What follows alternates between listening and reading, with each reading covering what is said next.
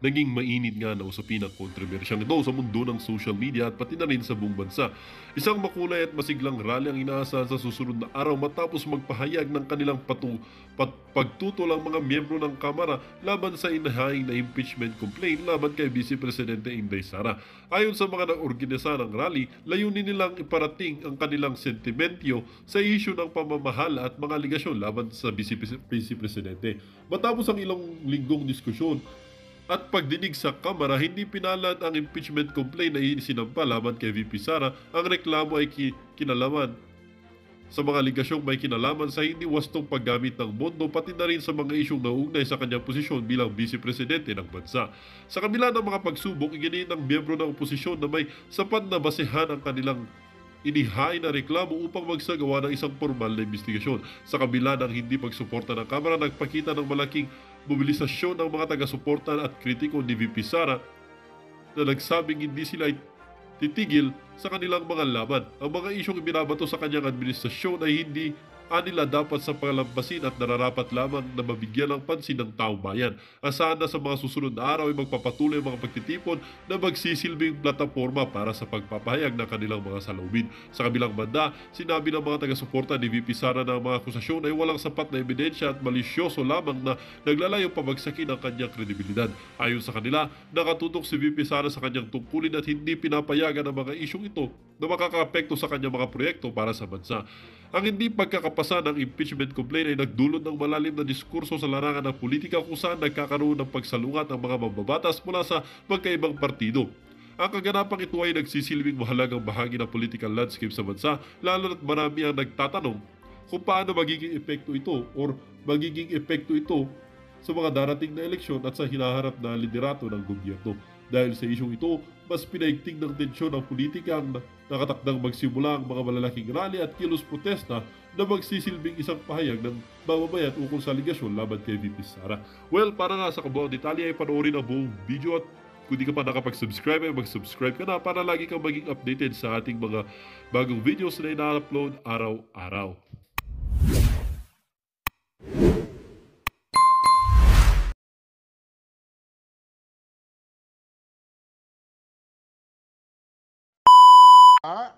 Na magsagawa po ng rally.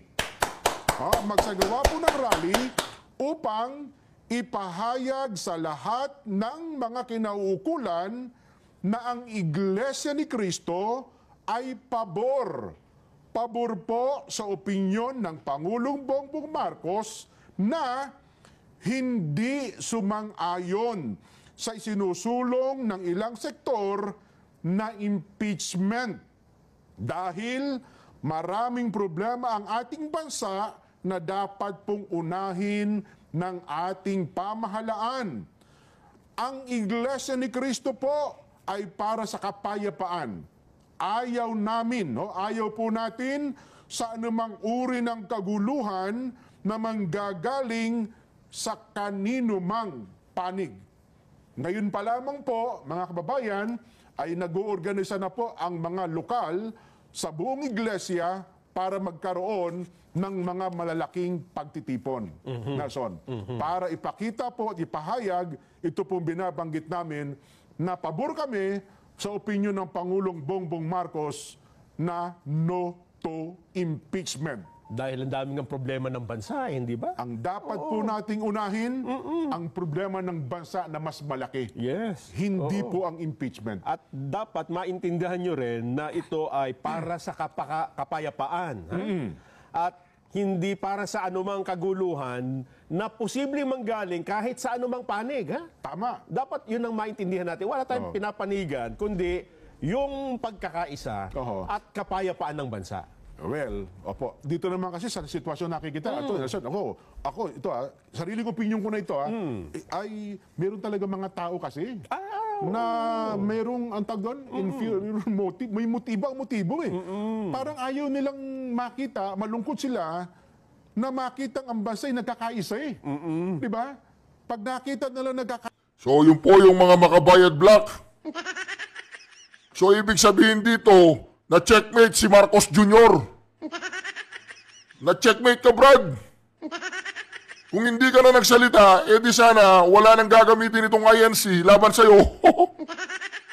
Ngayon, ginamit nila yung salita mo. Ginamit nila yung sarili mong salita para ipamukha sa'yo na inutil ka ba? Ba't hindi ka pinapakinggan ng House of the Representative? O talagang moro-moro lang ang pagsabi mo ng ayaw mo ng impeachment, pero sa likod nun ay budol na naman. Ako naniniwala ko, itong mga kapatid na to, hindi naniniwala doon sa sinabi mo eh. Siguro mali ako, siguro naniniwala sila sa'yo na hindi ka pabor sa impeachment. Pero palagay ko, alam na nila to eh. Alam nila yung style mo, Brad. So dito, mga iglesia mismo ang nagsabi na hindi sila pabor sa impeachment, hindi lang nila madiretso.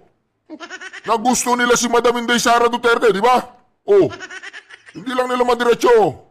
Kasi, sila eh, nasa tama sila. Ngayon, sorry na lang Marcos Jr. Binigyan mo sila ng salita, nilagay mo yung salita sa bibig nila eh, yan, Tuloy, ginamit nila yung salitang sinabi mo na ayaw mo sa impeachment, So kung hindi ka na nagsalitang ayaw mo sa impeachment, baka wala silang gagamitin, Kung ngayon may ginamit ang iglesia, ayaw mo pala sa impeachment, ha? Sige, mag-rally tayo. Ano ngayon, Marcos Jr., ulitin natin. Lalaking pagtitipon. Na magsagawa po na... Nason? Pakinggan po natin. Panoorin natin. Well, it was actually private communication, but nalik na, yes. Because that's really my opinion. This is not important. This does not make any difference to even one single Filipino life. So why waste time on this? What will happen to if somebody files an impeachment? It will tie down the House, it will tie down the Senate, it will just take up all the time, and for what? For nothing. For nothing. None of this will help improve a single Filipino life. As far as I'm concerned, it's a storm in a teacup. Yan. Para saan? Wala. Wala nyo tayo mapapakinabang dito. For me, sabi ng Pangulong Bongbong, it's a storm in a teacup. For nothing. None of this will help improve a single Filipino life. Ba't natin pag-aksaya ng panahon, hindi ba? Kaya, ito na po. Kami po ni Nelson tumanggap po ng bilin eh. Bilang mga kaanib po sa Iglesia ni Cristo at sa atin hong mga kababayan. Dahil po dyan, mga kababayan at mga kapatid sa Iglesia, ang mga kapatid po sa Iglesia ay naghahanda, Nelson. Ulitin ko po ang mga kapatid po sa Iglesia ay naghahanda na magsagawa po ng rally. Magsagawa po ng rally upang ipahayag sa lahat ng mga kinauukulan na ang Iglesia ni Cristo ay pabor po sa opinyon ng Pangulong Bongbong Marcos na hindi sumang-ayon sa isinusulong ng ilang sektor na impeachment dahil maraming problema ang ating bansa na dapat pong unahin ng ating pamahalaan. Ang Iglesia ni Cristo po ay para sa kapayapaan. Ayaw namin, ayaw po natin sa anumang uri ng kaguluhan na manggagaling sa kanino mang panig. Ngayon pa lamang po, mga kababayan, ay nag-uorganisa na po ang mga lokal sa buong iglesia para magkaroon ng mga malalaking pagtitipon. Nason, para ipakita po at ipahayag, ito pong binabanggit namin na pabor kami sa opinyon ng Pangulong Bongbong Marcos na no to impeachment. Dahil ang daming ang problema ng bansa, hindi ba? Ang dapat po nating unahin, ang problema ng bansa na mas malaki. Yes. Hindi po ang impeachment. At dapat maintindihan nyo rin na ito ay para sa kapayapaan. At hindi para sa anumang kaguluhan na posibleng manggaling kahit sa anumang panig. Tama. Dapat yun ang maintindihan natin. Wala tayong pinapanigan, kundi yung pagkakaisa Oho. at kapayapaan ng bansa. Well, opo. Dito naman kasi sa sitwasyon nakikita, ito, Nelson, ako, ito sariling opinion ko na ito, ay meron talaga mga tao kasi na merong, ang tawag doon, inferior motive, may motibo eh. Parang ayaw nilang makita, malungkot sila, na makitang ang bansa ay nagkakaisa eh. Di ba? Pag nakita nila nagkakaisang bansa at na sumusulong, humaharap sa problema, parang anong tawag doon? Parang ginigiyagis ang puso nila. Ayaw ko makita ito. Eh hindi po, kami ni Nelson. Naku, ang gusto namin makita ang ating bansa ay nagkakaisa. Di ba? Hinaharap po ang mas malaking problema. Hindi po itong impeachment. Totoo yan. Yan. Para magkaroon na rin tayo ng pagkakataon na harapin talaga. Oho. Ano ang problema ng bansa natin? Hindi ba? Ayan. Droga! Araw-araw kayo na sumusubaybay dito. Kabisado nyo na. Hindi po ba? Oho. Na number one, ang mahal ng bilihin. Bagsak ang ating agrikultura. No. At ang solusyon natin, importasyon ng importasyon. Oho. Yan ho ba? Yan, hindi ba priority ang tiyan? Ang kakainin ng mga mamamayan? Oho. Hindi ba yan dapat ang inuuna? Hindi ba, Jen? Sino bang makikinabang kung impeachment ang pagtutunan natin ng pansin? Magkakaroon ba ng bunga ang mga tanim? Gaganda ba ang ani ng palay? Oho. Hindi na ba tayo mag-i-import ng kung ano-anong agricultural products kapag natapos ang impeachment? Kaya again sa mga kabubukas lamang na kanilang radyo, ng kanilang telebisyon, at ng kanila po mga social media account, inuulit po namin inuulit po namin kami ni Nelson ay tumanggap na po ng mga tagubilin, at ngayon pa lamang, ang mga kapatid po sa iglesia ay naghahanda na magsagawa ng rally upang ipahayag sa lahat ng kinauukulan na ang Iglesia ni Cristo ay pabor sa opinyon ng Pangulong Marcos na hindi sumang-ayon sa isinusulong ng ilang sektor na impeachment. Gaya na pinanood natin, Nelson, ang Pangulong Bongbong pa ay no to impeachment. Bakit po? Dahil po maraming problema ang ating bansa na dapat pong unahin ng pamahalaan. Alam na alam po ninyo, ang iglesia ay para po sa kapayapaan. Ayaw po natin ng anumang uri ng kaguluhan na manggagaling sa kaninumang panig. Sana po ay maliwanag at malinaw po sa lahat yan, Nelson. Oho. Yan po ang dapat ay palaganapin natin sa lahat ng ating mga kababayan.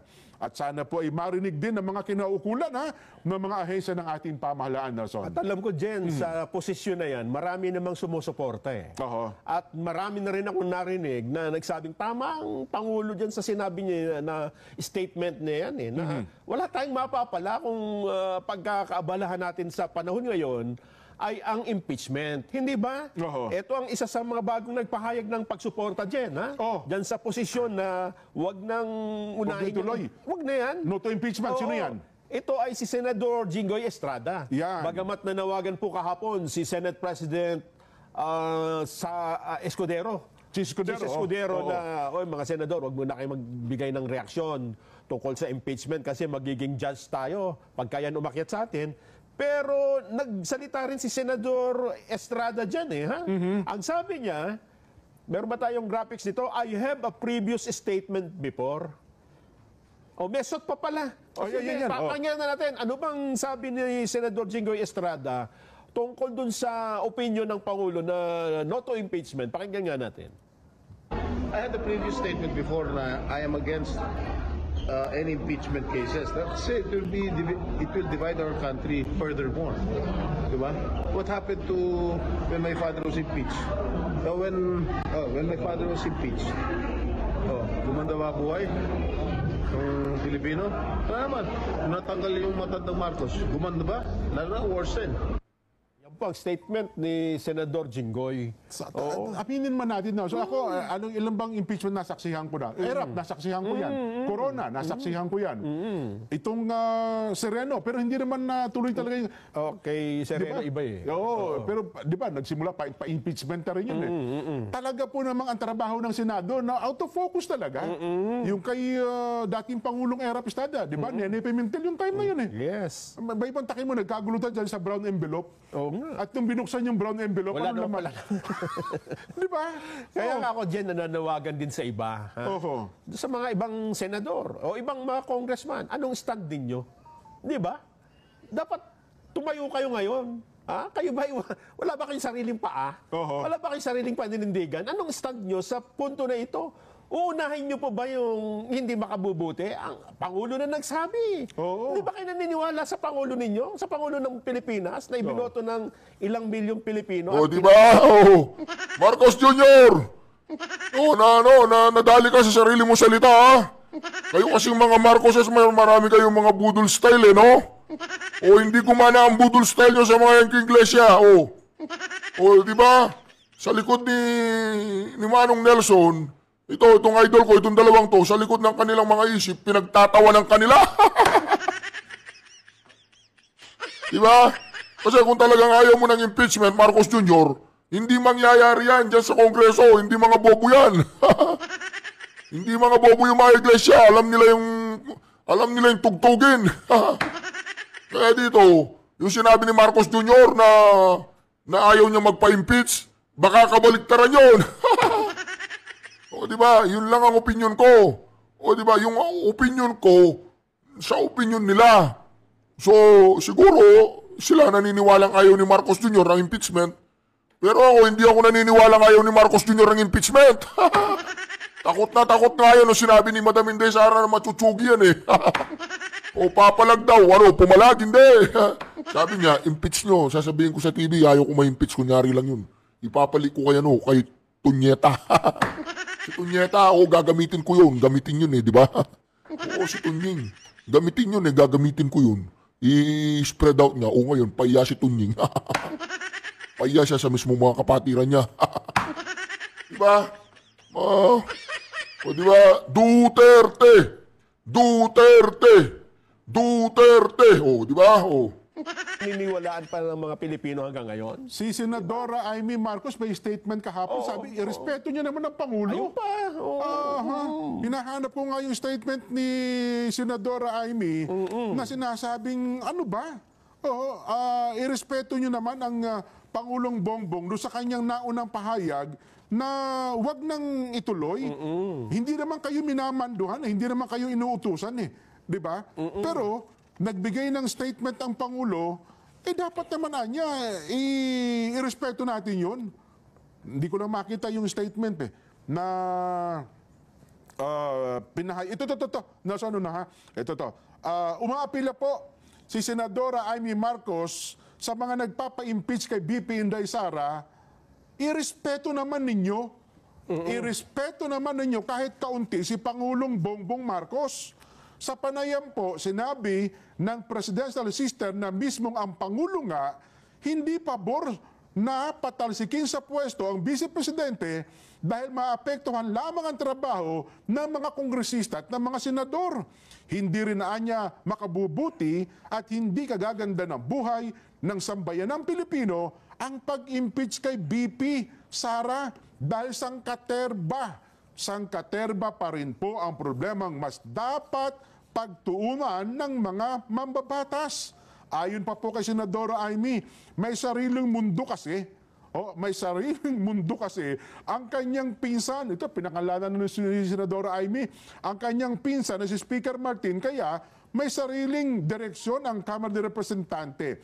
Pinapayuhan po niya ang kanyang pinsan, makinig naman kay Pangulong Marcos at isang tabi muna ang pansarili niyang ambisyon sa 2028 elections. Gayon din ang kanyang galit at hinanakit. Yun. Ang panawagan pa po ni Senadora Amy na ipagdiinan pa ng kanyang direktiba laban sa impeachment ni BP Sara dahil lumilitaw niya na may nangyayaring sabwatan. O kahit kauntian niya, pwede ba irespeto niya naman ng Pangulong Bongbong? Yan po ang statement ni Senadora Amy. Kahapon yata ito, narinig ko at yun ang kanyang binabanggit. Nason? Kaya nga. Diba? Kapuna-puna naman dyan. Ito, napansin ko lang. Ha? Baka napansin din ng mga kababayan natin. Mula nang sabihin ng Pangulong Bongbong yung what will happen if somebody files an impeachment? Ano ang mangyayari kung merong maghahain ng impeachment sa pangalawang Pangulo. Sabi niya, it will tie down the House. It will tie down the House. Ay, tatali yung House. Oo. It will tie down the Senate. Kasi yun talagang pagluto ng lahat ng Wala trabaho, silang magagawa. lahat ng batas na ginagawa nila, mahihinto yun, Nelson. It will just take up all our time. And for what? Oh. For nothing. None of this will help improve a single Filipino life. Mula po nang sabihin niya ng Pangulong Bongbong Marcos, kailan ito sinabi dyan? Oho. Kung nagkakamali, Lunes pa ito, Friday eh. Yung no to impeachment, Oo, parang oo, ganun. oo. Then, last Monday, doon lang, ano lang yun. Monday lang. Hindi, bago... Tama, Monday. Monday. Tama, Monday. Kasi Tuesday lang yun. nag-file. Oo, tama. Yes. Oo. Monday. 3 araw na eh. Monday, Tuesday, Wednesday. May narinig na ba kayo na congressman na nagsabing tama yung Pangulo eh? Tama, wala kaming magagawa. Hindi ba? Meron na ba sa nagsabing, oo nga, dapat nga hindi na natin ituloy yung impeachment na yan kasi respetuhin natin ng opinion ng presidente. Oho. Presidente natin yan eh. Mukhang, ikaw ba, may nagsabi, narinig natin sa mga senador. Yan, oo. Senador Aimee, Oo. Senador Jinggoy. Pero sa House of Representatives, kapuna-puna, kapansin-pansin, ang tahimik nyo dyan. Ang narinig ko nung isang araw, Nelson, parang yung young guns ay lumabas. Ang sabi nila, walang pinag-uusapan ang House leadership. Oo. Hindi po kasama sa kanilang agenda. Kaya nga. Aywan ko po hindi daw kasama sa kanilang agenda ang impeachment. Paano magkaka-agenda? Yung sinabi niya, wala pa nagpapile. Pero ngayon nga po, sa kabila ng sinasabi nilang yan, mukhang yung mga bayan black. Ano ba ibig sabihin nun? Pangalawang filing na nga ngayon eh. Ha? At ang tanong kasi dyan, anong masasabi nyo? Ayan na At nga. tinatanong sila, anong masasabi nyo dun sa pahayag ng Pangulo? Iniba niya yung usapan eh. Wala sa agenda. Pero kung tanungin ka, tama ba yung sinabi ng Pangulo? Oho. Suportado mo rin ba yun? Hindi ako bilang Diba? siguro dapat maglabas ng pahayag si Speaker Martin. Iyan nga, siya nga hinihintay. Maaaring sabihin niya, mga makabayan black, kayo, miyembro kayo ng Kongreso. Kasi kung nananahimik siya, ang ibig mo sabihin ay binibigyan niya ng go signal itong mga ito. Ayun nga ang basa ng mga kasama niya. Ayun na nga. Kasi tinan mo, ang tahimik nila lahat eh, di ba? Wala akong nagsalita nang nagsabi, nire-respeto namin yung opinion ng Pangulo, o sumalungat man lang nagsabi, pero hindi, trabaho namin no, dapat itutuloy namin. Wala na ganun eh. At wala na nagsabing, hindi na nga namin itutuloy kasi tama, matatali tayo sa trabaho na wala namang magiging mapapala ang mga Walang Pilipino. katuturan, no? Yes. Walang, sabi nga, walang kakwenta-kwentang hakbang. Oo. At alam mo ba, Jen, filing pa lang ngayon ng impeachment complaint, halos nagkakagulo na dun sa House of Representatives eh. Ayan, no? Mga miyembro ho ng bagong alyansa Makabayan at iba pa, nagtitipon-tipon din, nagsisisigaw na dun eh. So talagang walang mangyayari sa bansa natin. Mukhang nakapasok sila doon sa loob ng di ba, session hall eh. Yung pa. Oo, hindi ba? Nako. Oo. Kaya dapat talaga may mga tumayo dito sa panig ng pagkakaisa at ng kapayapaan at sa kapakanan ng mga mamamayan. Yun na nga. Kaya yun po ang mangyayari. Kami po ni Nelson, bilang kaanib sa Iglesia ni Cristo, mukhang kasama na po doon sa sinasabi natin na nag-oorganisa na ng mga malalaking pagkilos sa iba't ibang lugar para po isagawa ang rallying ito, Nelson. Rally po ito para suportahan, Nelson, para tayo ipahayag ang pagpabor natin sa pahayag ng Pangulo na no to impeachment. Lumanagin po natin yung bagay na yan, ha? At tayo ay hindi sumasang-ayon sa anumang kaguluhan, kahit kanino pa man ito manggaling. Hindi ba? Totoo. So sana po maliwanag yan, doon sa ating mga taga-subaybay at mga kapatid na nanonood ngayon sa atin. Baka sabihin nila, Jen, Nelson, wala pa kami. Kung nasa malalayong lugar po kayo, malamang darating din po sa inyo yung bili na yan. Doon sa ating mga taga-subaybay. So yun po. Basta tayo ng mga reaksyon, Nelson. Reaksyon tayo. Alright, malinaw po yun, malinaw ha. So, naiintindihan po ng iglesia, ang iglesia na talagang hindi po katanggap-tanggap ang ginagawa ng mga Makabayan Black. Yung po mga teroristang NPA, mga supporter nila yan o mga legal front nila yan. So, nakapasok na daw dun sa Kongreso. Alaga mo ba yan, mga tambaluslos? Alaga mo sila? Alaga mo? O alagaan mo na maayos yan ha. Tingnan natin kung hanggang saan sila makakarating.